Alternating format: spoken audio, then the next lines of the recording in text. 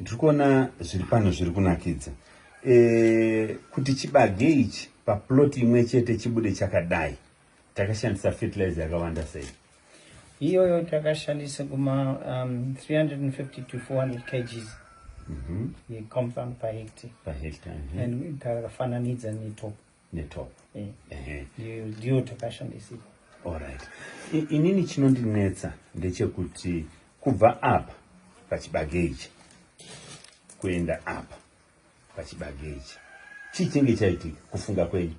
Imashanda nawo nekumusha wakawanda nevamwe mapurazi, chichinge chaitika? Saka kazhinji inopedzesera kuti ivhu rangu haina kusimba, ndine nyaya iyi. Kasi kana munosiyana kutsaga chinziro asingabatsire, munoda kuita zvinhu zvine mazvo.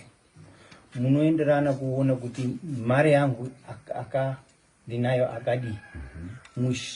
Muidzose size yemundu kuti mukuwe zvakadaro nemari yako kufanana. Munokuwa zvakawanda kudarika izvi munda mako. Amene munovhuzifona sei? Ndoda kunzwisa mati unodzora munda wako kuti uenzane nemari yako.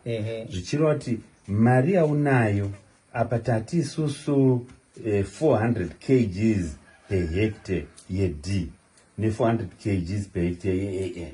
Saka kana usina mari inokwana 400 kgs, chiita munda unokwana 200 kgs, ndo zvazvoreva. Ndiri kuda kutsanura bichana ndakabviringidza bichana ipapa. Kutanga tinoti kuita lime. Okay, lime, yes. Lime is very the most important thing you can do on your land. Because do you know batsira chibawe kuti idonse safuku yacho kuti ikwanirana. Kuti chibawe yako isimbe. Saka izvozo muri kutaura izvozo ndizvozo chaizo. Kana mune mari kuita half a hectare chaiyo, ita half. Chaizo. Munogona kuita half a hectare munoona 8 tons.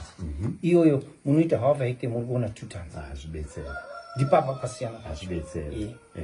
Saka munhu kuti ukudze munda uine mari shoma zvibatsira. Aiwa. Zviri nani kuita munda muduku unoenderana nemari yako. Saka tinodzokera pa vision yacho.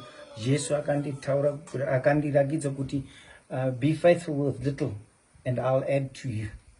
Shandisa zvinhu zvishoma, iwo wachawedzera. Iye achakuwedzerai. Saka munoda kupinda munda mako muchishanda muchiziva kuti Jesu inogona kundikomborera. Ndipapa ndinoona kuti chaipo ndipapa tinonangirira. Matovhara musangano.